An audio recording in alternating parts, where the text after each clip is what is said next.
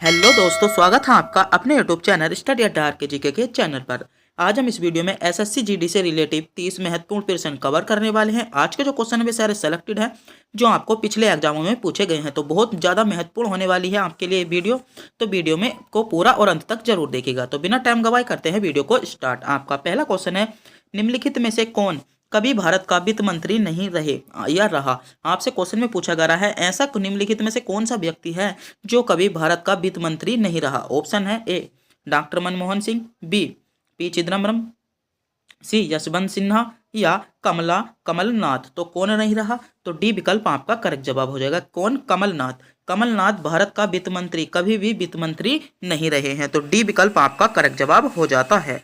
आपका अगला क्वेश्चन है, ऑस्कर पुरस्कार के क्षेत्र में योगदान देने के लिए दिए जाते हैं। महत्वपूर्ण क्वेश्चन है ऑस्कर पुरस्कार। ऑस्कर पुरस्कार आपको बताना होगा किस क्षेत्र में योगदान देने के लिए दिए जाते हैं। ऑप्शन है सिनेमा के क्षेत्र में, बी चित्रकला के क्षेत्र में, शिक्षा के क्षेत्र में या संस्कृति के क्षेत्र में। तो किसके क्षेत्र में दिए जाते हैं, तो सिनेमा का क्षेत्र आपका करेक्ट जवाब हो जाएगा। तो ए विकल्प आपका सही जवाब हो जाएगा।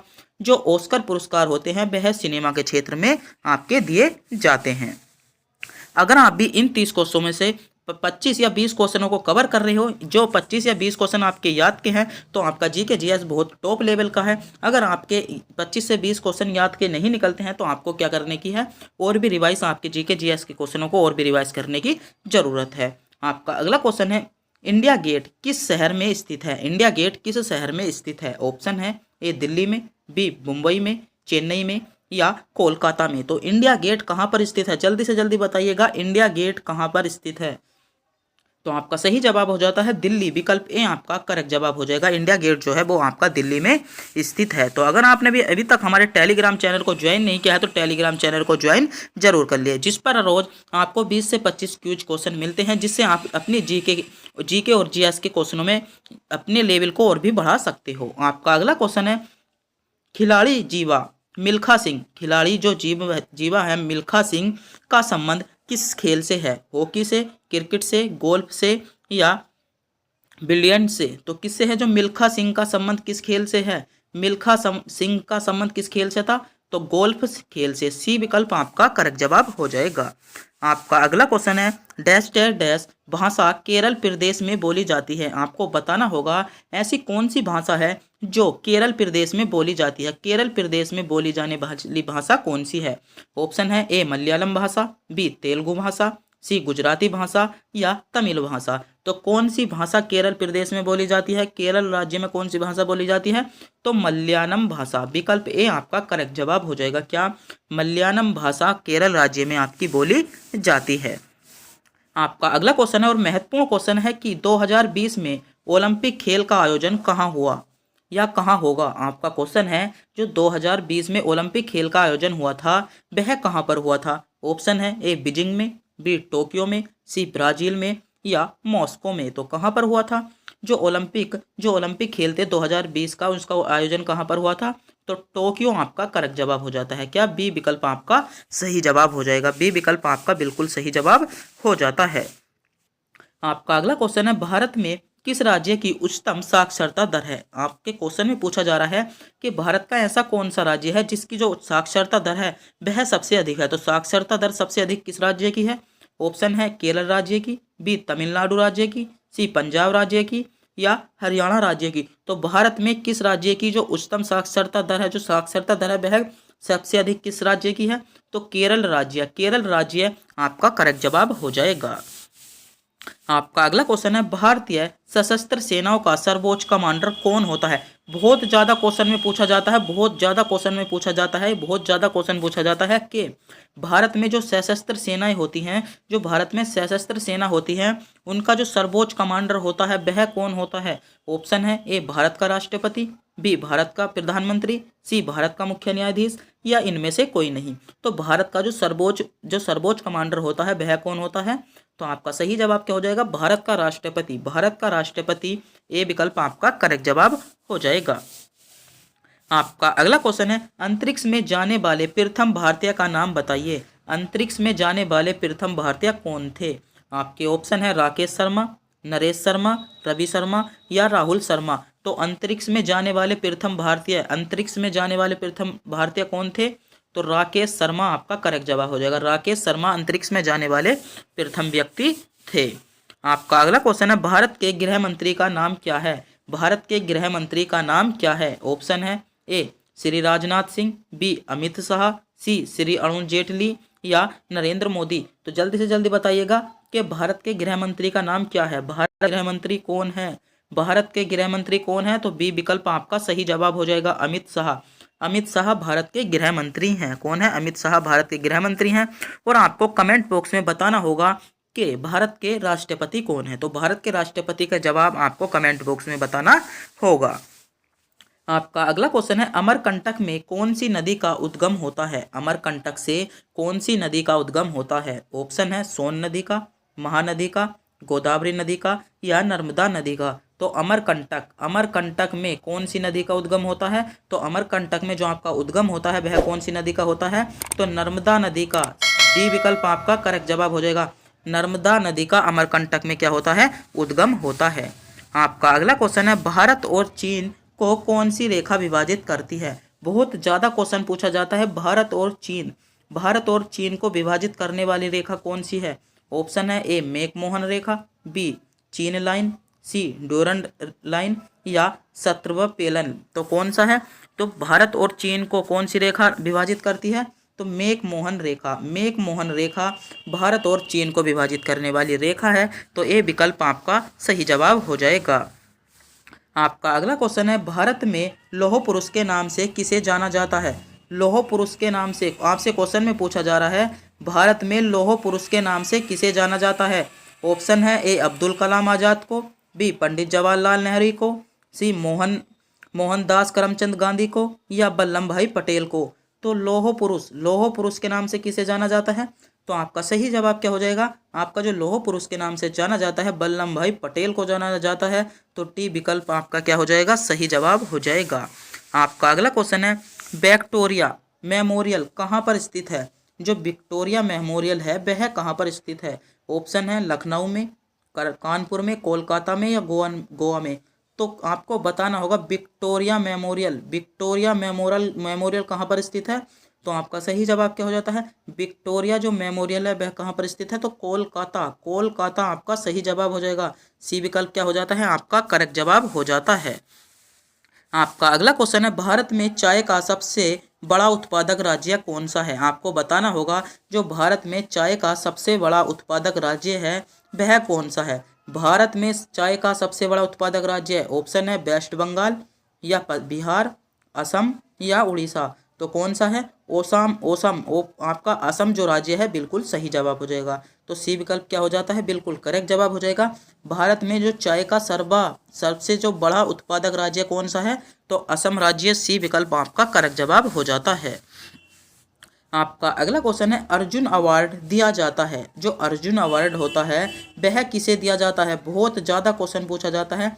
अर्जुन अवार्ड किसको दिया जाता है? ऑप्शन है विशिष्ट खिलाड़ियों के लिए, कवियों के लिए, वैज्ञानिकों के लिए या अभिनेताओं के लिए। तो अर्जुन अवार्ड किसके लिए दिया जाता है? तो अर्जुन जो आपका अवार्ड है वह विशिष्ट खिलाड़ियों के लिए दिया जाता है। किसके लिए? विशिष्ट खिलाड़ियों के लिए आपको अर्जुन अवार्ड दिया जाता है।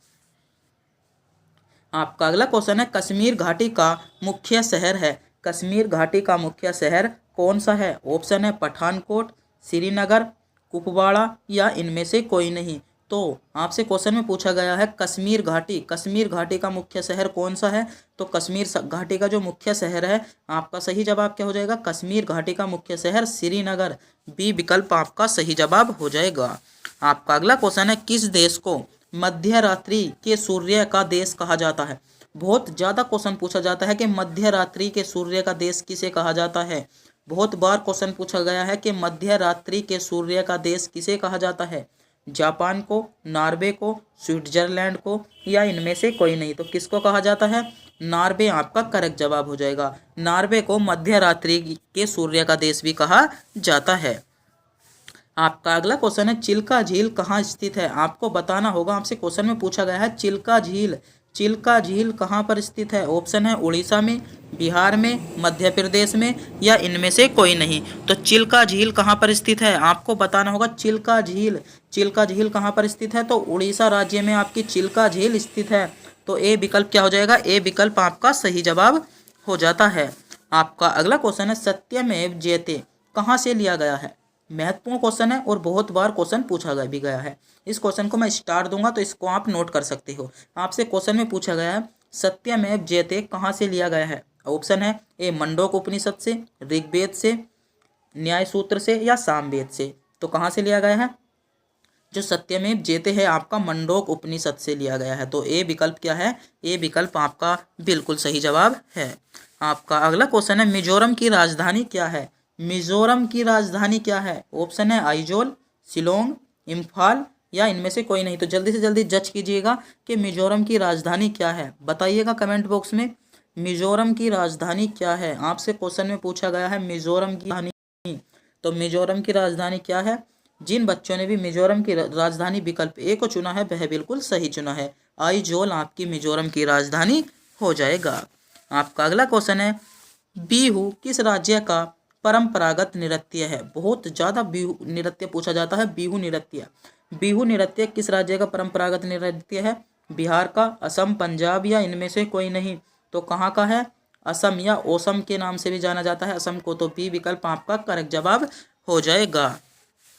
आपका अगला क्वेश्चन है लंदन किस नदी के किनारे पर स्थित है? आपसे क्वेश्चन में पूछा जा रहा है लंदन किस नदी के किनारे पर स्थित है? ऑप्शन है ए जेम्स नदी के किनारे पर, बी टेम्स नदी के किनारे पर, हेम्स नदी के किनारे पर या थेम्स नदी के किनारे पर। तो सारी नदी एक सी हैं। इन पर अधिकतर बच्चे कंफ्यूज हो जाते हैं। क्या अधिकतर बच्चे कंफ्यूज हो जाते हैं? तो आपको बताना होगा लंदन किस नदी के किनारे पर स्थित है।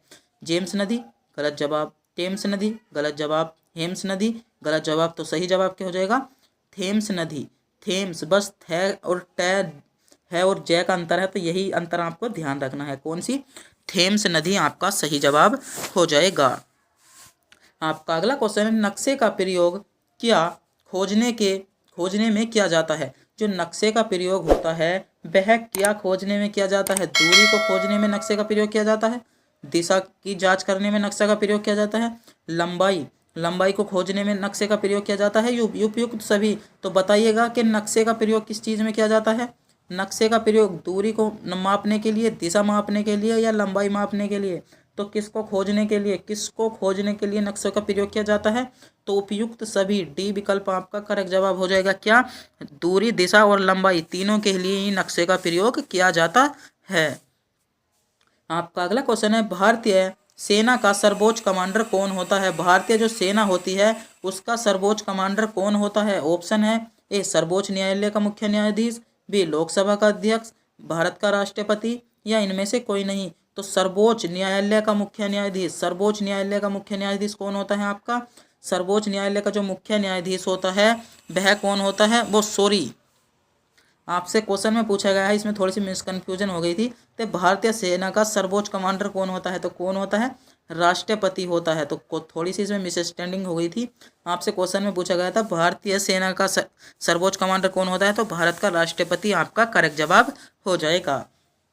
आपका अगला क्वेश्चन है विश्व में सबसे गहरा महासागर कौन सा है? विश्व का सबसे गहरा महासागर, बहुत ज़्यादा क्वेश्चन पूछा गया है, बहुत इंपॉर्टेंट क्वेश्चन भी है। विश्व का सबसे गहरा महासागर प्रशांत महासागर, हिंद महासागर, अरब महासागर या इनमें से कोई नहीं। तो विश्व का जो सबसे गहरा महासागर है कौन सा है? तो विश्व का सबसे गहरा महासागर आपका प्रशांत महासागर हो जाता है। क्या? प्रशांत महासागर विश्व का सबसे गहरा महासागर है। आपका अगला क्वेश्चन है भारत में गोवा को पुर्तगालियों से कब आज़ाद कराया? आपसे क्वेश्चन में पूछा जा रहा है कि गोवा को पुर्तगालियों से कब आज़ाद कराया गया? तो गोवा को पुर्तगालियों से कब आज़ाद कराया गया था? 1947 में, 1961 में, 1959 में या 71 में। तो गोवा को पुर्तगालियों से कब आज़ाद कराया गया? महत्वपूर्ण क्वेश्चन है। तो कब आज़ाद कराया गया था? 1961 में। 1961 में गोवा को पुर्तगालियों से आज़ाद कराया गया था। आपका अगला क्वेश्चन है पेरिस किस नदी के किनारे स्थित है? पेरिस किस नदी के किनारे स्थित है? बहुत ज़्यादा महत्वपूर्ण क्वेश्चन है आपके लिए, एसएससी जीडी के लिए। पेरिस किस नदी के किनारे स्थित है? सीन नदी के किनारे, थेम्स नदी के किनारे, वोल्गा नदी के किनारे या इनमें से नहीं। तो आपका सही जवाब क्या हो जाएगा? थेम्स नदी के किनारे क्या है, थेम्स नदी के किनारे आपका हो जाएगा लंदन, और सीने नदी के किनारे आपका पेरिस।